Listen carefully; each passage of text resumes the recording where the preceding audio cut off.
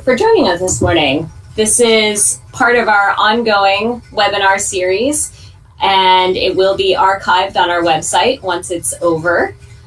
AHB is a coordinated agricultural project funded by USDA NIFA. We've been operating for a little over 6 years, growing poplar trees as agricultural crops for biofuels and other bioproducts. It's a consortium of university and industry partners led by the University of Washington. We work with many other organizations, as you can see on your screen, like OSU, Washington State University, UC Davis, Zeachem, Greenwood Resources. And at the end of the webinar, I will be trying to put together some poll questions. This is a new system and it doesn't work the way we expected, but we'll see if we can get that going, and it helps us understand who is in the audience and evaluate how well we're doing with the webinar series. There will be an opportunity to ask questions at the end, so go ahead and type them into the chat window as we go along, and I will keep track of them. And also feel free to use the chat window to inform us of any difficulties. Great, now we'll go ahead and switch to the presentation. And I am excited to introduce Professor Sharon Doty. She is from the University of Washington, from the School of Environmental and Forest Sciences and the College of the Environment. And she will be talking about using poplar trees and microbes to clean up environmental pollutants. And this research was recently published in Scientific American. Environmental Science and Technology. Environmental Science and Technology, sorry. There was an article that came out on Scientific American. So this is exciting, up-to-date stuff. And with that, I will let Sharon take it away. Thank you. Good morning, everyone. Okay, so I'll go ahead and get started. So I wanted to begin just with an introduction on the pollution problem, and then conventional methods of cleaning up environmental pollutants, followed by phytoremediation, using trees to clean up environmental pollution, and then ways that we're working to enhance that effectiveness. Okay, so the pollution problem is huge. So there are hundreds of thousands of square miles of polluted land. It's been polluted with solvents, polycyclic aromatic hydrocarbons, PCBs, petroleum, and heavy metals. This pollution came from either accidental spills or more often from deliberate dumping for many years. And so now this has contaminated the soils. It's leached down into our drinking water in many places.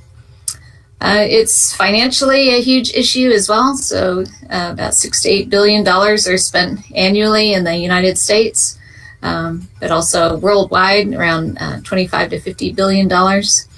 And that only is taking into account the cost of efforts to clean up the pollution. But there's enormous health costs too, because many of these pollutants are known human carcinogens. There are two major classes or degrees of contamination for these sites. The United States Environmental Protection Agency has a list of the nation's most contaminated hazardous wastes, and unfortunately there are tens of thousands of these sites. So the especially contaminated sites are referred to as Superfund sites, where the government helps provide funding to try to clean up those sites.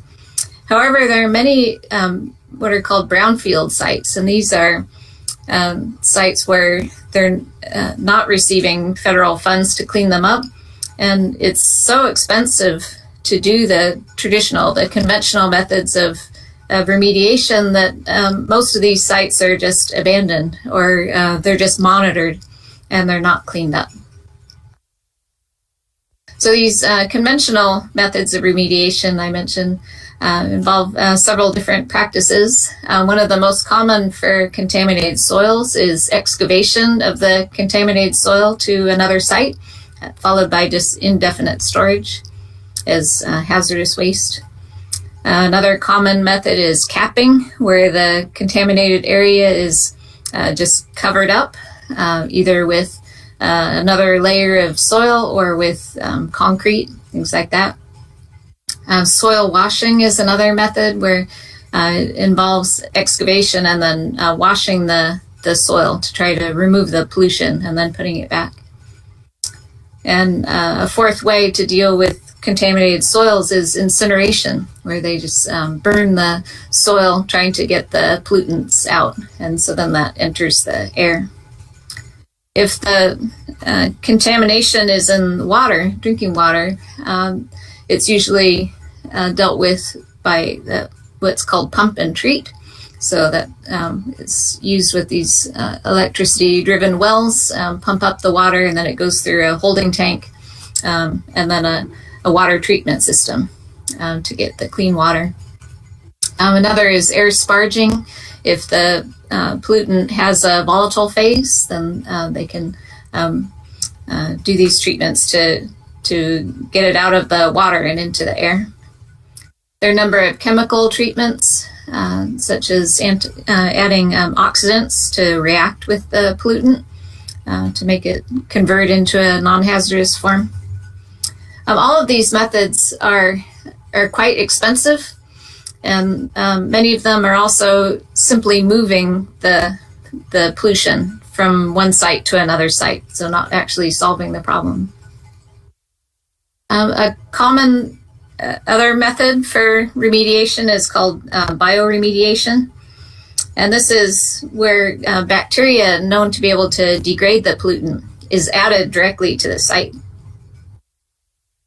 In this case, there are several difficulties with doing it this way. One is that the pollutant degrading microbes have to be distributed evenly across that contaminated area, and that can be difficult.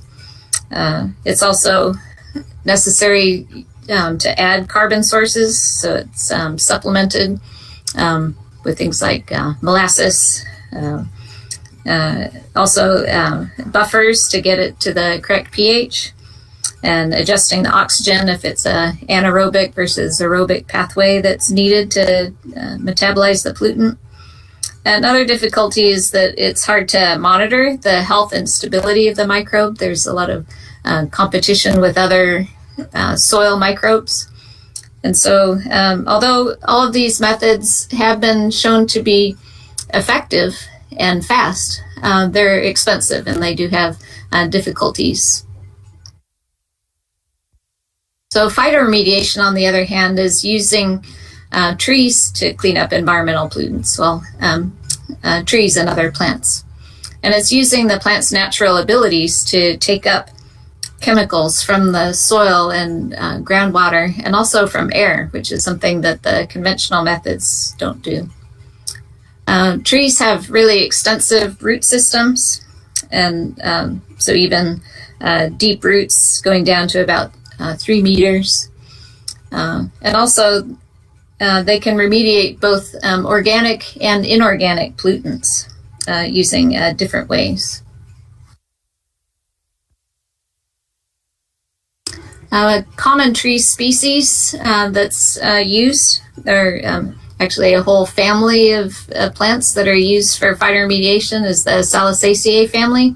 So that includes poplar and willow. Poplar and willow have really high genetic diversity. There are hundreds of different species, for example. And so they're able to adapt to wide ranges of environments.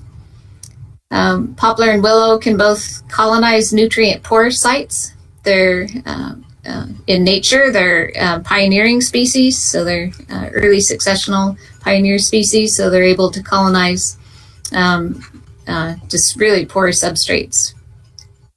They have extensive root systems, and so they're able to access a large area for accessing the pollutants.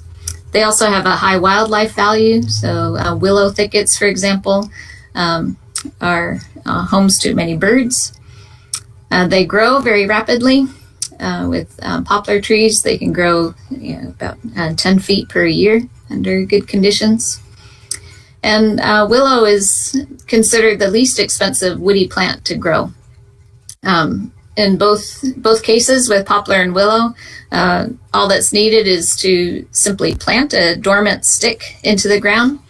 You can plant, for example, like a 10-foot stick, 5 foot down and 5 foot up. And then both of these species have the ability to make roots all along that buried section and shoots all along the part exposed to air. And so you can automatically access deeper sections of the contaminated area just simply by how deep you put the stick. For more information on poplar and willow in general, I'd recommend going to the FAO website. They have an entire book on poplar and willow, all aspects of its genetics and growth, and as well as environmental applications of poplar and willow, and that's free. It's part of the United Nations group. Okay, there are many advantages to using phytoremediation. So these plants, like I said, are just naturally able to take up chemicals in general from water, soil, and air. And so they can take up pollutants as well. It's much less intrusive than many of these conventional methods. It's more aesthetically pleasing. There's a lot of public support for using phytoremediation. The residents who live near Superfund sites, for example, expressed how much they enjoy seeing these groves of trees instead of all of the industrial stuff that was there before.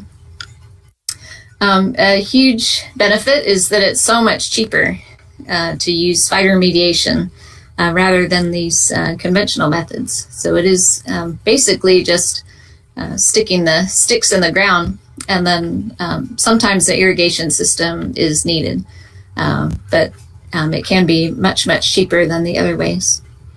It's also much easier to monitor both the health of the plant as well as the activity.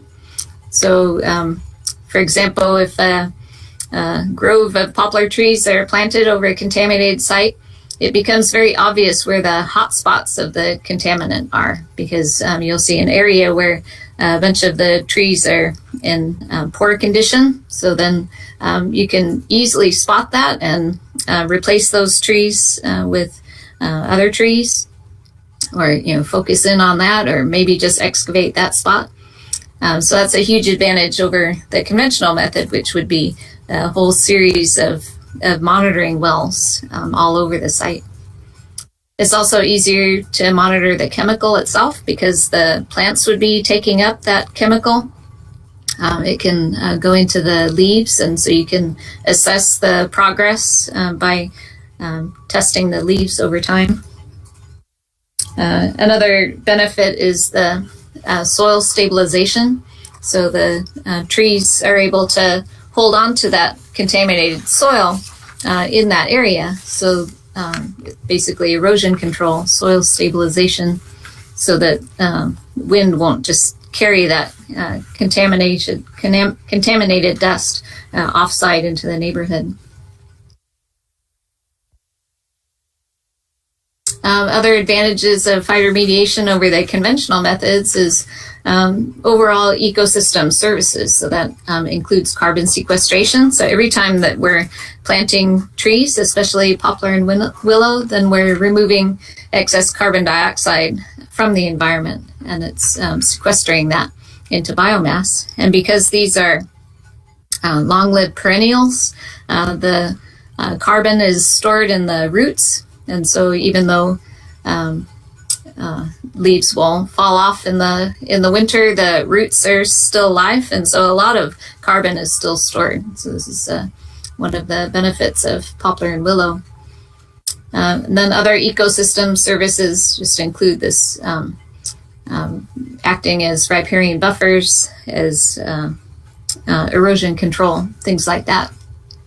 But from a financial advantage, the poplar and willow can also be harvested for use in bioenergy and for wood production.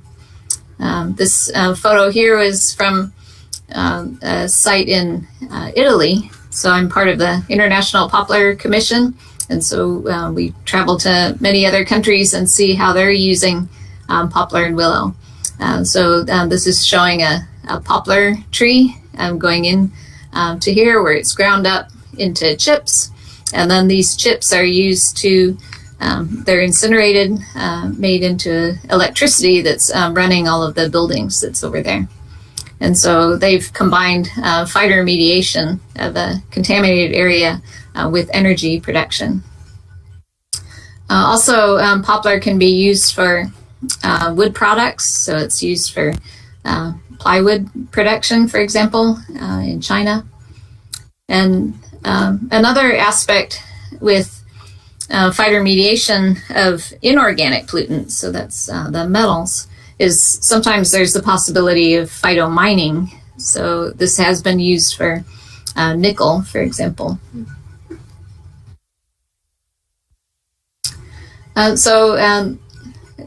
This method that I just mentioned is called phytoextraction, so that's specific to metals. It's different from the other methods, so I wanted to kind of emphasize that. So the metals are, they're not organic, they cannot be broken down.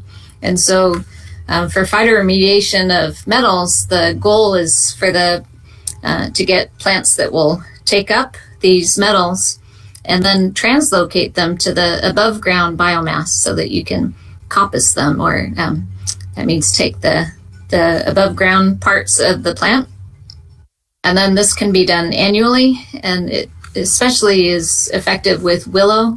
Willow responds very well to this coppicing.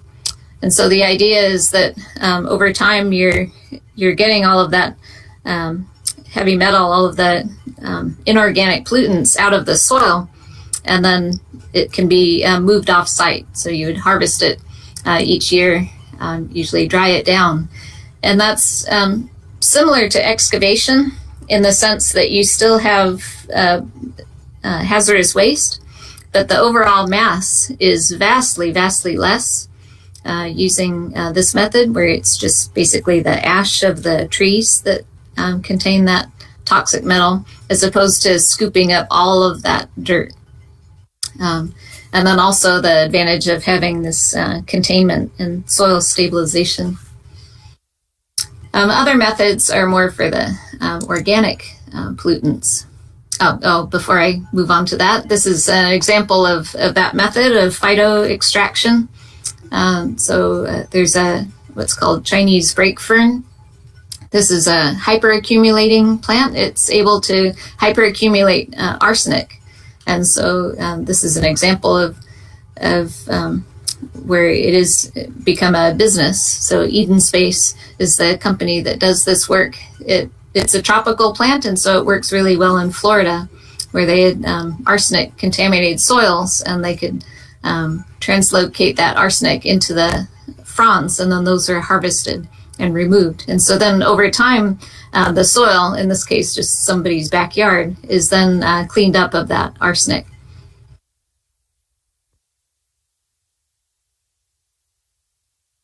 Okay, and then just showing that method once again. So this is where the pollutant is going up into the plant, translocated into the above ground foliage, and then that's what's extracted and stored. So that's phytoextraction, phytoremediation of metals. So some of the advantages of phytoremediation of metals is that the roots can cover a very wide area, and then there are some plants that can transport it and concentrate it in the harvestable tissues. From an ecological perspective, it's been shown in some systems that the plant is doing this as defense, because insects don't like to eat leaves that have these heavy metals in them.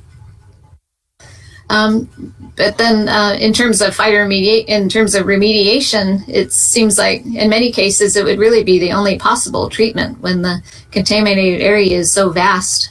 You couldn't possibly do excavation remove the heavy metals, but using plants you can. And then with phytomining, if the contaminant is a valuable metal such as nickel, they do use phytoextraction, and then they get the ore from that. Okay, so that's all phytoremediation of inorganic compounds, so metals.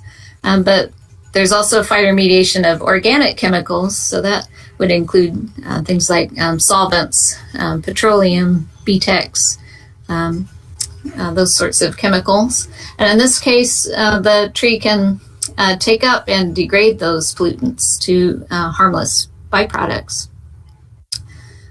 So for example, we've shown that koa trees, tropical tree, can take up ethylene dibromide and break that down completely.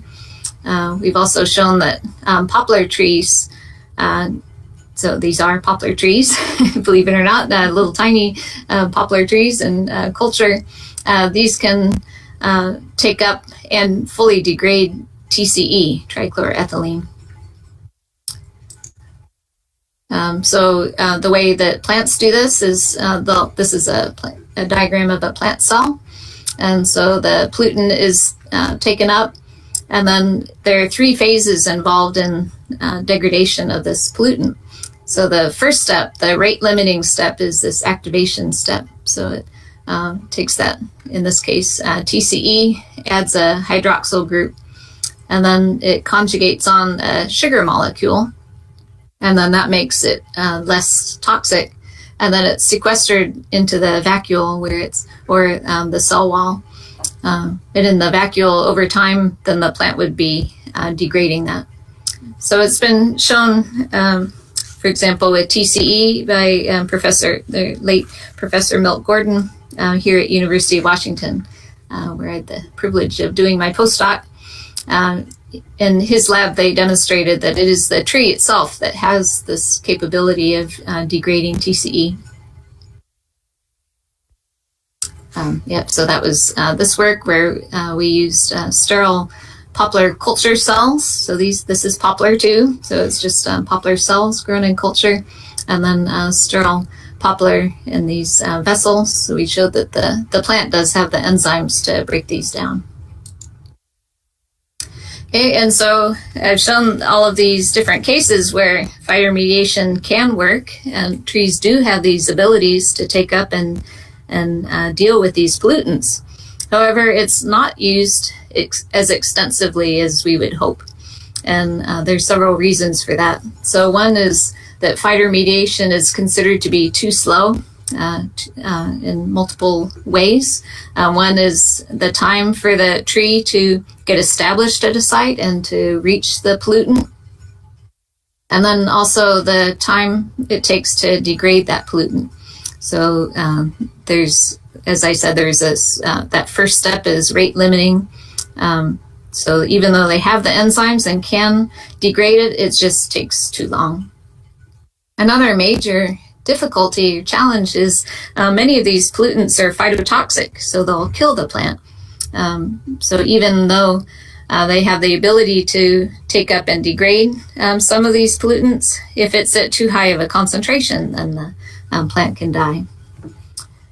And also, the plant species has to be adapted to the environment of the site. So for example, I showed you the Chinese brake fern that's very good at extracting arsenic. However, it doesn't grow in the Pacific Northwest, so we can't use that technology over here. So all of these different challenges can be overcome using either transgenic technology or plant-microbe interactions. So today I'm going to focus on the plant-microbe symbiosis method. So this is called Endophyte-assisted phytoremediation.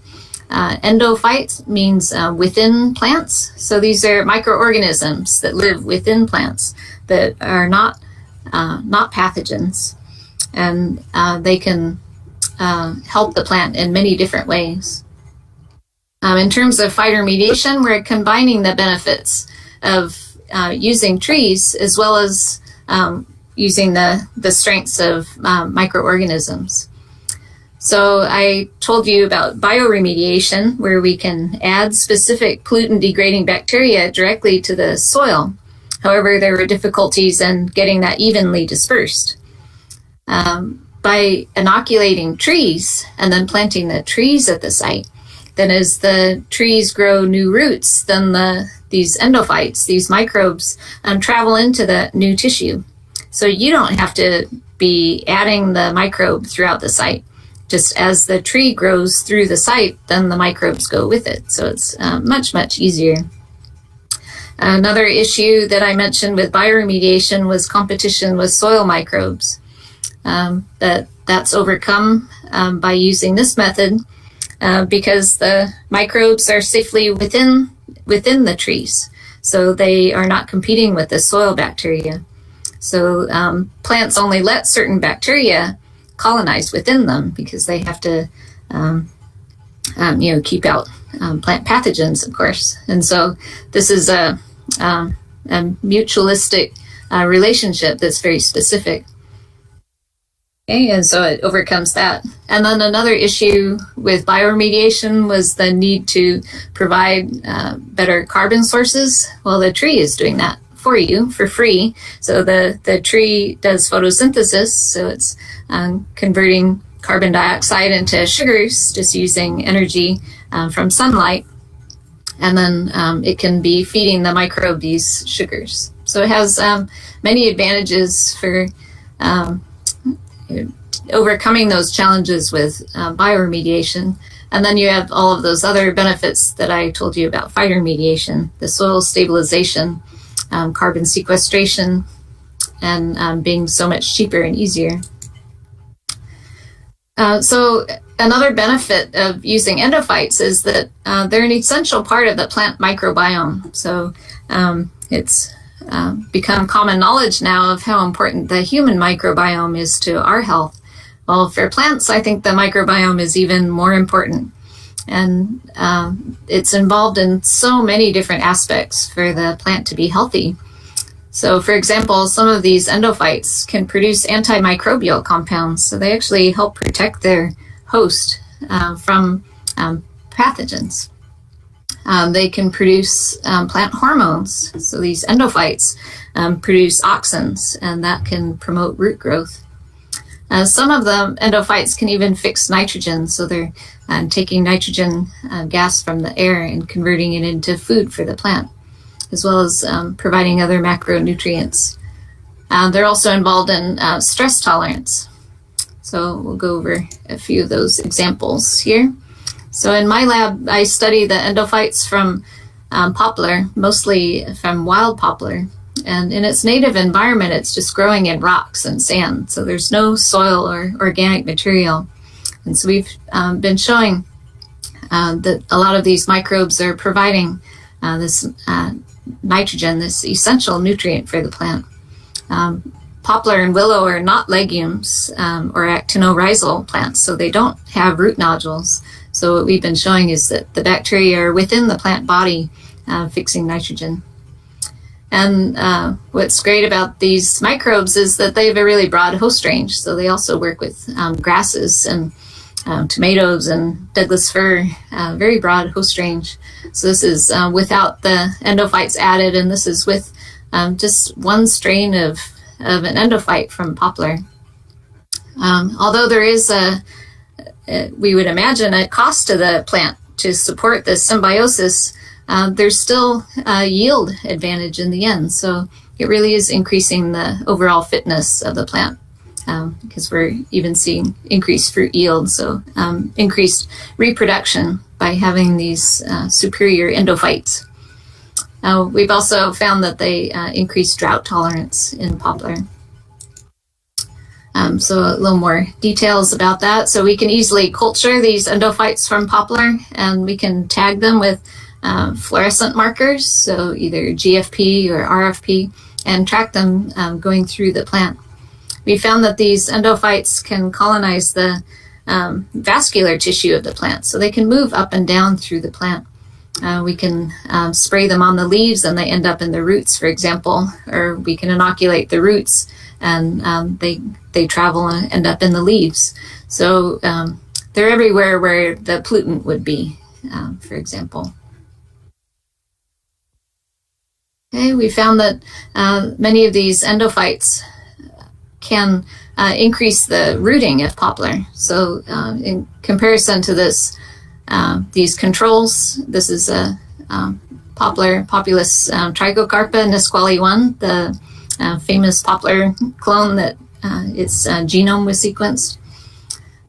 When we add these microbes from wild poplar, then we're seeing this nice doubling of root growth. We've also found total leaf area is increased, and the leaves are greener if they have these endophytes.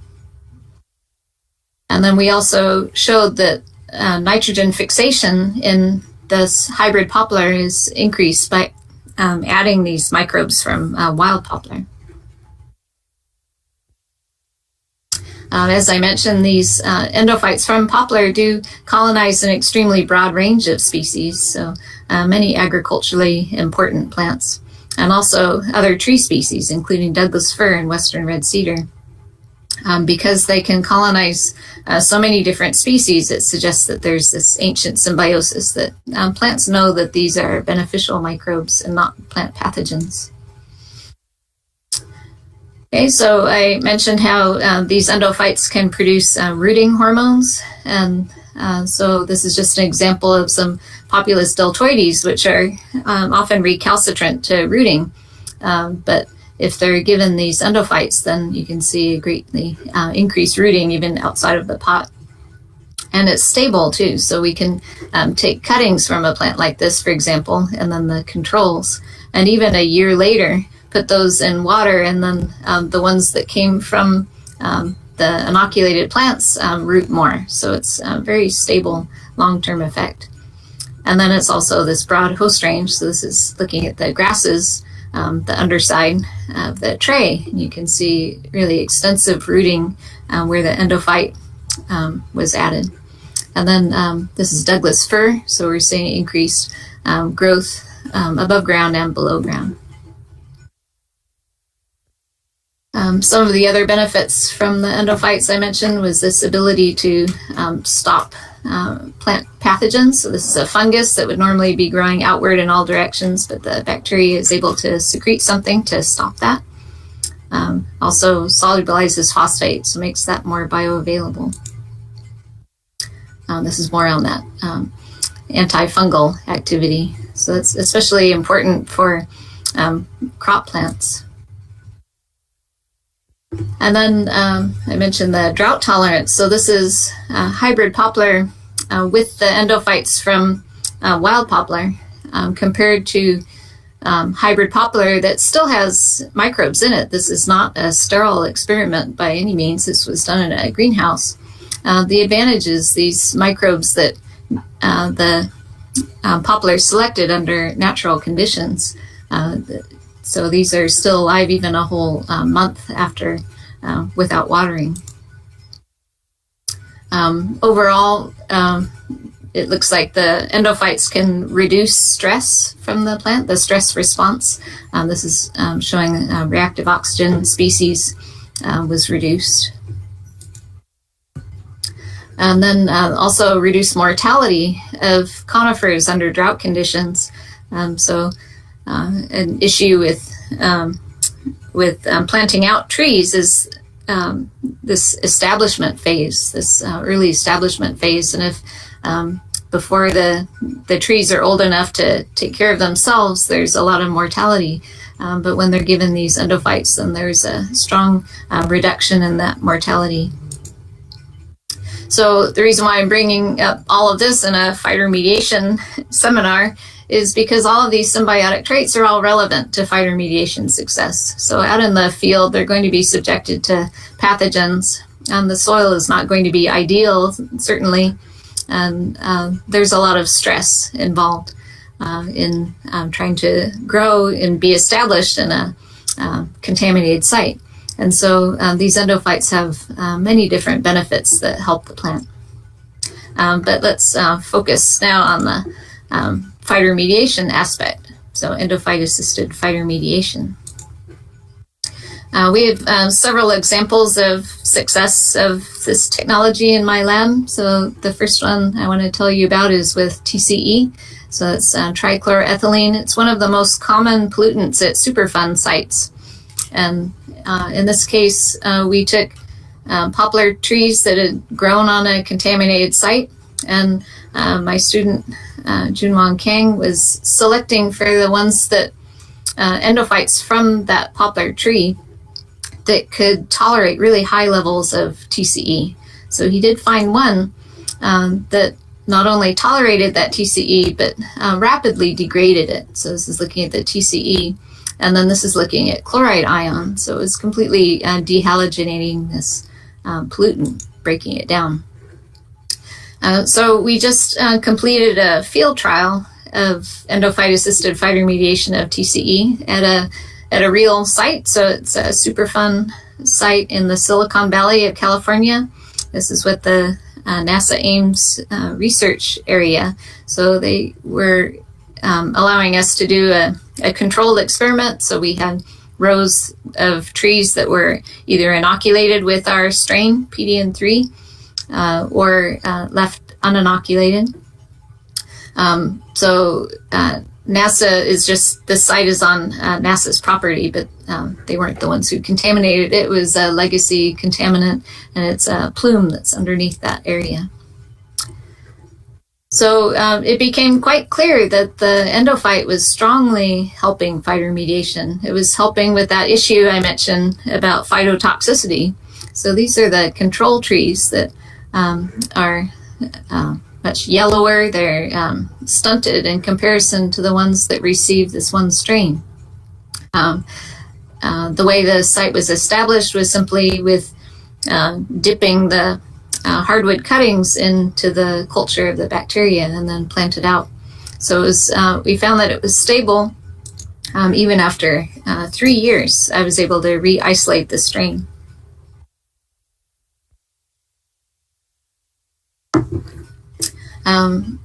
We were testing multiple clones of poplar, and the nice thing about this technology is that you can easily add the bacteria excuse me, to multiple clones, because at any contaminated site, any particular environment, one clone is going to do better than other clones. They're just better adapted to the conditions of the site. We found that OP367 did well at the site and responded very strongly to this endophyte. We found that there was increased chloride ion. That was the metabolite of TCE. So it was really strongly significant increase in that metabolite. Okay, so this is just a reminder that as it's degrading TCE, it's releasing these chlorides. So that was why we looked at that marker. And then we also looked, I told you how an advantage is that it's easy to monitor the success. Well, we just looked at the TCE in the tissues. This is the control trees compared with the ones that received that TCE-degrading endophyte. If we just focus in on looking at TCE, you can see that there's a much higher level of the unaltered TCE in the controls compared to the inoculated. So even though poplar trees have the ability to degrade this pollutant, it's much, much faster and more complete if they have this microbe inside of them. And then they also they had test wells where they could look at the TCE, the effectiveness overall of phytoremediation. Because this is a plume, there's no way to test the separate effectiveness of the inoculation, but just looking at the effect of planting the trees, you can see that there's non-detectable levels of the pollutant downstream of the site compared to upstream, so up gradient versus down gradient of the plume flow. So the trees were able to take up the pollutant. We did a genomic analysis of our strain and found that none of the genes known to be involved in TCE degradation were present in the genome of our strain. So that means that it's currently an unknown method of degradation. So we're using random barcoded TN-seq right now to identify the genes that this strain uses for degradation of TCE. So another example of using this endophyte technology for improving phytoremediation is with the class of pollutant called PAHs. So PAHs include pollutants with multiple these ring structures. So naphthalene only has 2 of these rings, whereas phenanthrene is more toxic. It has several rings. Willow can reduce the concentration of naphthalene even in just a week. So it can handle the simpler pollutant. But when given these more complex toxic PAHs, then the willow trees can only take it up for a while and then it levels off because the plant has died at that point. And so we used a similar approach. We isolated another endophyte from poplar that can degrade this phenanthrene. And then this is looking at willow without the endophyte here, and then in a solution containing really high levels of phenanthrene. So after a few weeks, all of the leaves have fallen off. It's a very sad plant. But if we first gave it this endophyte, so it was pre-colonized with the endophyte, we can see not only is it still healthy, it's actually growing in this really toxic level of phenanthrene. It was even above the saturation limit. So it's really amazing. And then also in soil, it removed more of that phenanthrene from soil. And then in another example, we also looked at TNT. So we also found an endophyte that could reduce the phytotoxicity of TNT. So all of these are examples of organic pollutants that can be degraded. Just wanted to point out that there are many advantages of using these endophytes as opposed to rhizospheric bacteria. Rhizospheric bacteria are the ones that are associated with in the outside, so they're in the soil that's surrounding the roots.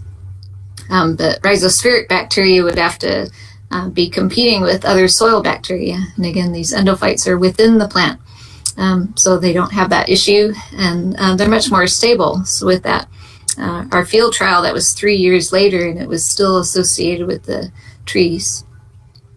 And then because it's within the plant, it's directly reducing the phytotoxicity of any pollutant that the plant took up. Whereas if it's just a rhizospheric bacteria, there could be roots that don't have that pollutant degrading bacteria nearby in the soil, and so they're taking up that pollutant. So it's a much more intimate relationship between the pollutant degrading microbe and the tree when you use endophytes.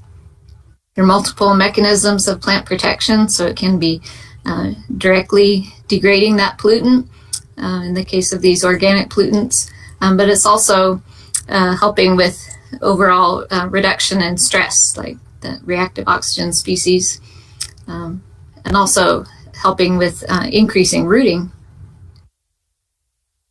And then we think that they're able to detoxify a lot of these pollutants because maybe they look similar to like lignin precursors or other phytochemicals. So these are different pollutants, but they would look similar to phytochemicals. And so maybe it's this intimate relationship of the endophytes with the plant that they have enzymes that would be able to be changed just enough so that now they can degrade these pollutants. Okay, so I focused so far on these organic pollutants, but what about the inorganic pollutants? So the inorganic pollutants they are natural. So these are natural elements in the soil. What's unnatural about them is that we tend to concentrate them in industry. And So we need to get them dispersed back out again. Just to remind you again about phytoextraction of inorganic pollutants. The goal is different, so now we need the plant to take up the pollutant and also translocate it all the way to the above ground tissues where it can be extracted. And if it's a toxic metal, then the plant would be suffering by doing that. So a project that we're just in the infancy of is trying to deal with arsenic. So in the Pacific Northwest, there's a lot of arsenic contamination in these islands just north of Tacoma because there's a smelter there. And so just through the air pollution from that smelter, arsenic got laid down in a really widespread area. And it's too expensive, as you can imagine. They can't excavate all the soil off of these islands. So the cleanup is just only at areas where it's 100 ppm or higher. But there's a lot of arsenic is a known human carcinogen, so it's still toxic at these lower amounts, but there isn't the finances for cleaning that up. So we're hoping to use the same sort of technologies that we've shown are successful with using endophytes. And so this is work by my current graduate student, Robert Ternay. So he's been screening the endophytes of plants that are growing in those toxic sites, looking for strains that can reduce the toxicity of arsenic. So these are some of his recent results showing without the endophyte added, these are just little Arabidopsis plants that the plants suffer under in medium with arsenic. But if this endophyte is added that's tolerant to arsenic, then the plants can survive. So we're working in this area too. So going back to the bigger picture, so Endophyte-assisted phytoremediation, it's much more publicly acceptable than, for example, the genetic engineering approach, which is also very effective. It's just not publicly acceptable. And this is economically viable. It's very simple technology. One of my previous graduate students did a project to look at the social acceptability of endophyte-assisted phytoremediation and found overwhelming support for the technology from the general public. So the advantages of using this technology, again, it's readily deployable. We just soak the hardwood cuttings of poplar in this bacterial solution and plant it in the ground. Very easily deployable, has high public acceptance, and then there's a lot of flexibility in the plant species, so we can easily add this microbe to a variety of plants. Has a very broad host range. And then just some thoughts. These known carcinogens are prevalent in the environment, but they're just being ignored or just monitored. We're not doing anything about it because the conventional methods are too expensive. But by using these specific microbial strains to help the trees break down the pollutants, we can address these multitude of industrially contaminated sites. I just feel like humans have done so much harm to the environment. It's really about time that we look to nature to find ways to solve these problems. I'd like to acknowledge our funding sources. So the field trial was supported by the NIH SBIR with Eden Space. But many of the other projects were funded by the NSF, also the USDA and the Advanced Hardwood Biofuels Northwest supported our work on the nitrogen fixation and drought tolerance endophytes. Also, the JGI for sequencing our strains. I've been supported by the Byron and Alice Lockwood Foundation professorship. And then also wanted to thank, of course, the people in my lab who did the research, both present and in the past. And thank all of you for your attention. Great. Thank you so much, Professor Doty. That was excellent. It looks like we have a few questions. So the first question is, if we can inoculate with endophytes, what is the oldest tree that would accept that treatment? Oh, I think it could be any age tree, because you can just use like drip irrigation. You can add the microbe to trees that are already established. So it doesn't need to be at that first stage where we're just planting the sticks in the ground. You can add it to already established trees at a site. Excellent. And then the second question so far is biochar made from a contaminated tree the way to phytoextract or phytomine or retrieve metals? Or is that the same way that we would phytoextract? I don't do biochar research. What was the question again? Biochar. I guess it wouldn't be used the way, so biochar is normally from, I think, non-contaminated trees, and it would be added as a like a fertilizer almost.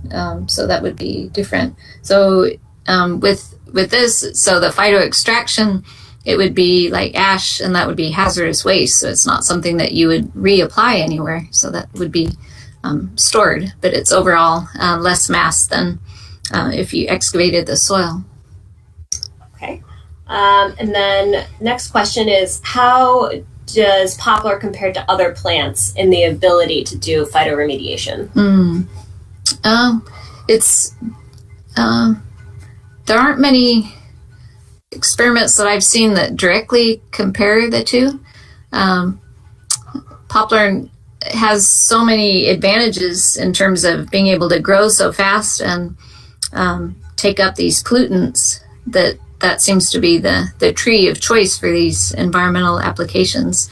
But in environments where the contaminant is like tropical, for example, that's why we use that koa tree. That was a contaminant in Hawaii. And so it depends on where, what environment you're in. We did do a study several years ago looking at a whole bunch of different poplar species and willow species. And it depended on the pollutant and even the clone. So that's a nice aspect of the genetic diversity of these trees. Okay. And we have a question about, can we take rhizosphere soils from a site that already has established phyto occurring? And then a continuation. You mean inoculate? Can we do inoculation with soils at one site mixed into the rhizosphere of a new planting? Yeah, but then again, you would have the issues of it being rhizospheric bacteria instead of endophytes. So I think a lot of the advantages that we're seeing is from the microbes that are intimately associated with the plant, being inside the plant. And then, how could we obtain endophytes for commercial or personal use? Okay, so the strains that I told you about today, those are all licensed to Intrinsics Technologies. They're based at NASA Ames, and they sell that strain, so it's commercially available, and it's being used by over a dozen different companies are using it now. After we just published that results of the field trial in August, and so it's really blossoming out. I'm really excited to see it being used in the real world. So it is. They are all available, all of those ones, even the pH degrading one as well as the TNT degrading strains. Wonderful. Okay. I am going to go ahead and do some advertising for AHB now. You can continue to ask questions if you have any more. But I just wanted to let you all know that we will be having another Wednesday webinar on November 15th. And that's going to be at 10 a.m. Pacific Standard Time. And this will be on the first and second harvesting cycles of hybrid poplar that Greenwood Resources has been doing. And it will be really exciting. There should be some videos and drone footage and information from time-lapse studies. And then also Tim Volk, who has developed the harvesting machine, will be in the presentation to tell us all about that.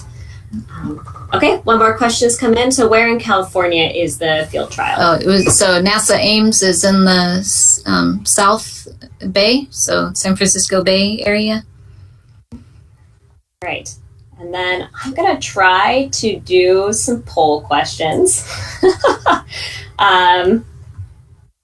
So the first question is, I don't have an option for actually putting the question in, which is a little frustrating. So it's just, how likely or unlikely are you to discuss AHB with family, friends, or coworkers? And I'm going to put some options up. Sorry. So not likely.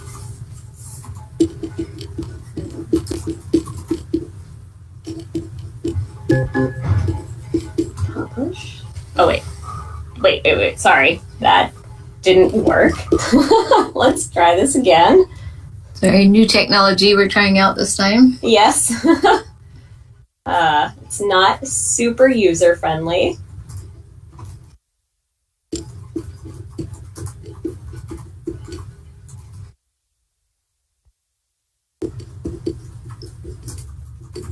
Okay. There we go. Okay, there we go. Great. So how can they answer these? I think they do it on the side. I think so. Oh, you can answer right at the bottom, actually, if you wanted to. Okay, and once that's going, I'll give you guys a little bit of time. I actually have a question for you, Professor Doty. So one of the studies that your grad students were looking at, they were looking at salmonberry and huckleberry and these things that are edible, and their ability to uptake, or the endophytes that are on them that can uptake arsenic. Yeah. So I would think that you wouldn't want to eat something that is certainly taking not. up arsenic. Yeah, which is why we're taking the endophytes from there, and we would add them to willow. Okay. Right. Okay. Yep. Thank you. Yeah, I hadn't made that clear. Yeah. So he was just like in our original quest for the TCE-degrading endophyte, we took it from poplar that was at a site that was contaminated with TCE, because these abilities take time to evolve. And so here it's the same approach, where we were looking for the plants that were growing in this toxic arsenic. And yeah, that's scary that it is all of these edible plants that are growing there. And so, yeah, if you live on those islands, do not eat those. Okay. Yeah, hopefully all of the owners of that area know they have to not do home gardening unless they're using potting soil. Right. And then going along with that, so in AHB, our ultimate purpose for the poplars would be to make them into a biofuel or a bioproduct. Yeah. How would the uptake of these pollutants or heavy metals influence the conversion process? What's your thought on that? So if they're organic pollutants such as these, so we've shown that the pollutant is fully degraded, and so it would be totally beneficial to then use the poplar for biochemical production. In terms of if there's the metal pollutants, that would be in the ash, and the microbes used in the fermentation would be just looking at the sugars, and so they're different components of the plant anyway. So yes, I think phytoremediation really should be combined with biofuel production. Excellent. Or bioenergy in general. All right. And then I have one last poll question, and then we can let you guys go. So after watching this webinar, how much did you learn about phytoremediation and poplar trees and endophytes? Okay, we did get another question here. Are endophytes easy to produce? Yes, so I focus on microbial strains that are easy to grow in the lab. So yeah, they can be, yep, no problem. They grow in normal medium, very easy. All right, great. Noelle asked if I could type the poll question in the chat window.